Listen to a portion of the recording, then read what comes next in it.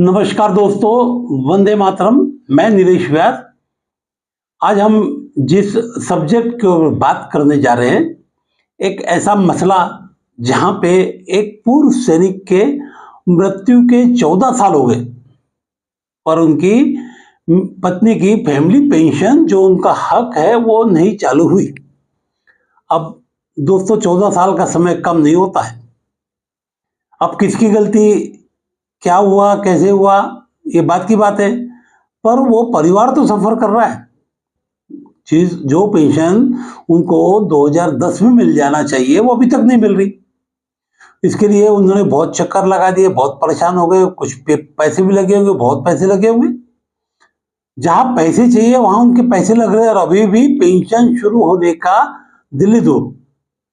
तो ये विषय पे मैं बात कर रहा हूं जो तकलीफ बहुत लोगों के साथ हो सकती है। तो जागने का अवसर है और ये वीडियो के माध्यम से आप भी जागो और अपने दोस्तों को जगाओ कि क्या प्रॉब्लम हो सकती है और ऐसी प्रॉब्लम हमारे और आपके साथ ना आए। इसलिए अपने चैनल पे ऐसे ऐसे विषय के ऊपर मैं बात करता हूं। तो 2010 में एक पूर्व सैनिक की मृत्यु हुई थी और उनकी फैमिली को अभी तक पेंशन शुरू नहीं हुई। कारण क्या है? तो बैंक में उन्हें बताया गया, जब वो बैंक में गए, क्योंकि उस समय बैंक की पेंशन होती थी, तो बैंक ने बताया कि आपका पीपीओ के ऊपर नाम नहीं है, यानी आपके रिकॉर्ड में आपका नाम नहीं है। तो वहां से जब इनको पता चला तो ये जिला सैनिक बोर्ड में गए। वहां पे उनको बताया कि आपका रिकॉर्ड में ही नाम नहीं है। तो कारण क्या था कि पूर्व सैनिक जो थे उनकी रिटायरमेंट के बाद उनकी पहली पत्नी की डेथ हो गई। अब डेथ होने के बाद उन्होंने शादी कर ली। शादी हो सकती है, दूसरी शादी कर ली। पहली पत्नी की डेथ के बाद उन्होंने शादी कर ली, जो लीगल है।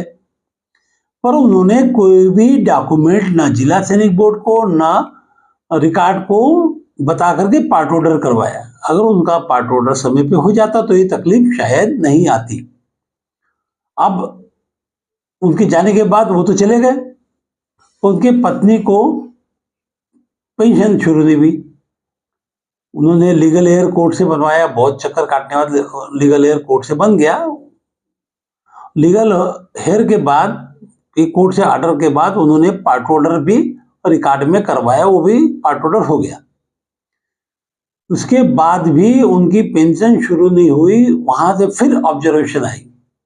अब रिकॉर्ड क्या करेगा? रिकॉर्ड की कोई गलती नहीं है, क्योंकि रिकॉर्ड को डॉक्यूमेंट ही नहीं रहेगी, तो डॉक्यूमेंट नहीं रहने के आधार पर कैसे पेंशन देगा? न चाहे पीसीडी दे सकता है, न जिला सैनिक बोर्ड कुछ कर सकता है, क्योंकि गलती अपनी है। और अपनी गलती क्या है कि हम समय के ऊपर अपने डॉक्यूमेंट को नहीं कर पाते। इसका खामियाजा अपने परिवार को भुगतना पड़ता है, और यही इस केस में हुआ। अब रिकॉर्ड बोलता है कि आपका लास्ट जो पेंशन ड्रॉ की उसका सर्टिफिकेट बैंक से लाओ। अब चूंकि इस वर्ष में मर्ज होने के कारण बैंक भी आनाकानी करती है। 1 साल हो गया, बैंक ने भी अभी तक उनको लाइव जो सर्टिफिकेट होता है लास्ट पेमेंट का, पेंशन का, वो अभी तक नहीं दिया। कोई ट्रांजेक्शन का सर्टिफिकेट नहीं दिया। इसके आधार पे उनको अगर कोई रिकवरी रहे, कुछ रहे, या अगर एक्स्ट्रा पेमेंट डेथ के बाद ले ली हो तो वो रिकवरी तो करेंगे। ये सब डॉक्यूमेंट लगता है, पर अज्ञानता के कारण, सही उनको मार्गदर्शन नहीं मिलने के कारण, और सबसे बड़ी बात उस पूर्व सैनिक की गलती है जिन्होंने शादी तो कर ली और पार्ट ऑर्डर नहीं किया। तो इसके आधार पे उनकी पेंशन अभी तक शुरू नहीं हो रही है। अब उन्होंने बैंक के ऊपर वो चक्कर लगा रहे, बैंक वाले वहां से जो उनका मेन ब्रांच है वहां से सर्टिफिकेट आएगा, तब वो पेंशन के डॉक्यूमेंट जाएंगे। उसके बाद भी कितना दिन लगता, कितना समय लगता, बोल नहीं सकते।